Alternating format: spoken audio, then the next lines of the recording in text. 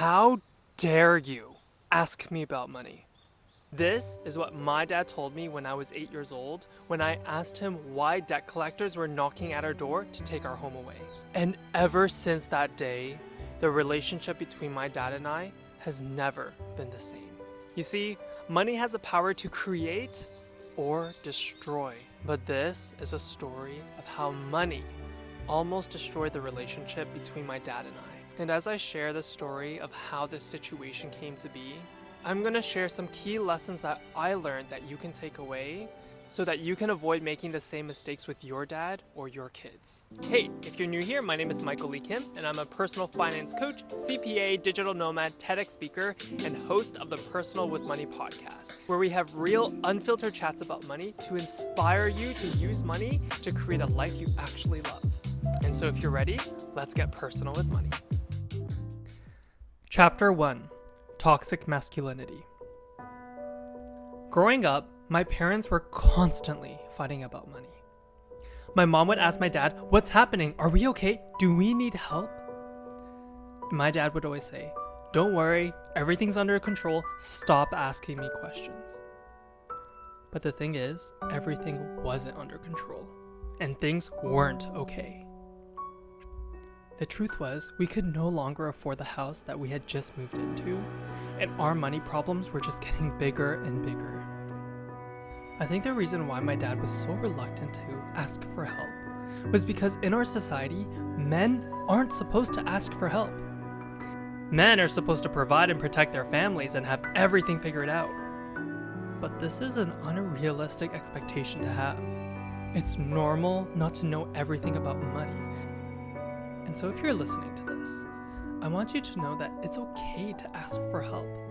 And instead of feeling shame and guilt that you need help with money, instead, see it as an opportunity to learn how to take care of yourself and your loved ones. Chapter 2. Taboo. To give you a bit of context, my dad grew up in Korea where they lived in constant fear.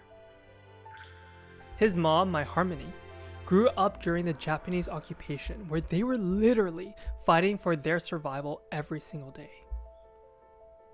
It's in this type of environment where money was always a topic of fear.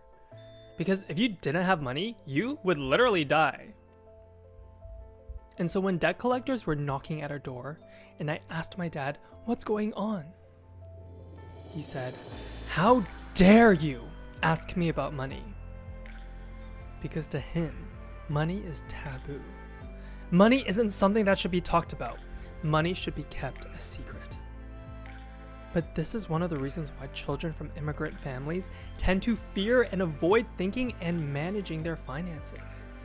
Because if you think money is scary and taboo, you're less likely to talk about it. And if you don't talk about it, guess what? You're not going to learn how to use it. And if you don't learn how to use it, you might find yourself in some serious financial problems, just like my family. Chapter 3. Blame. And so because I couldn't talk about money with my dad, I had to bottle up all of my fear, anxiety, and anger. I started blaming my dad for the financial situation that we were in.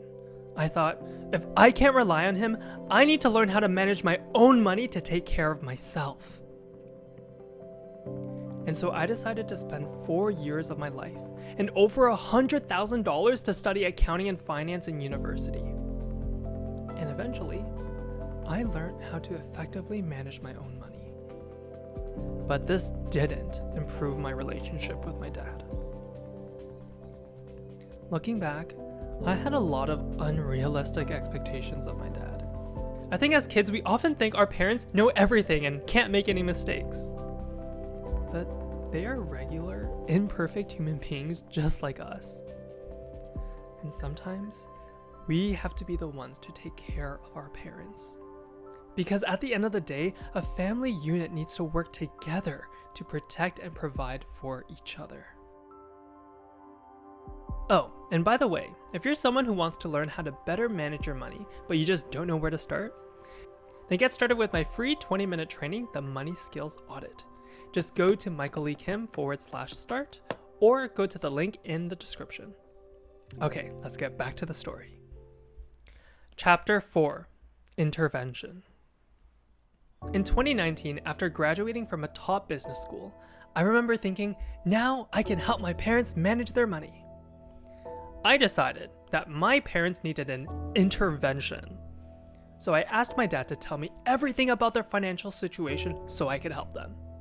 And let's just say my dad was not very happy.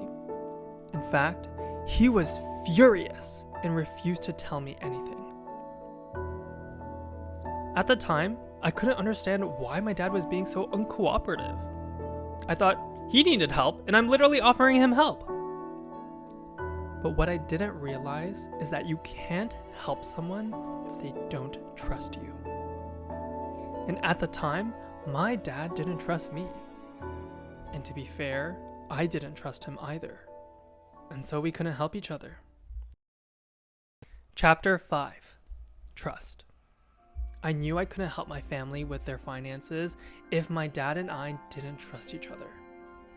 And so, my dad and I had to have a heart-to-heart conversation, where for the first time as adults, we sat down in the same room and talked about everything we went through.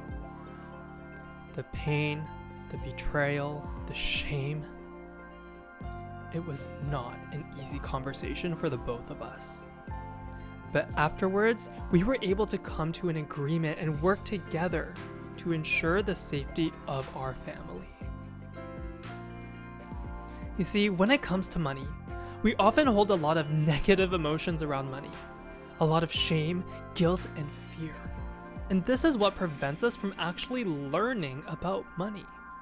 That's why when I coach my clients, I just don't focus on the numbers.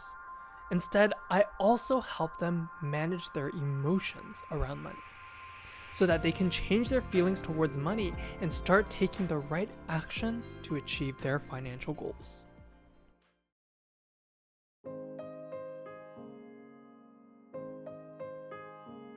At the end of the day, money is just a tool that can be used to either destroy or create. But in this case, this was a story of how money almost destroyed the relationship between my dad and I. And although today my dad and I are slowly rebuilding our relationship, we lost decades of time together because of money. And this is why I'm so passionate about helping you learn how to better manage your finances so that you can avoid the mistakes that we made. And so if you want to work with me and you want to learn how to use money to build a life you actually love, then apply for a free 1-hour financial assessment with me, where you get to have my eyes on your specific financial situation to figure out the biggest obstacles and mistakes that you're currently making and how we can work together to achieve your financial goals. I'll link it in the description. Also, if you want to have more real, unfiltered chats about money just like this, then make sure to like and subscribe so you're notified when I release a new video. Lastly, if you learned a lot from this story, then you'll definitely like the previous episode where I talked about how money healed the relationship with my mom. A lot of you told me that this story literally made you cry, so get your Kleenex ready and watch this video over here. That's it for today, and I'll see you guys in the next one.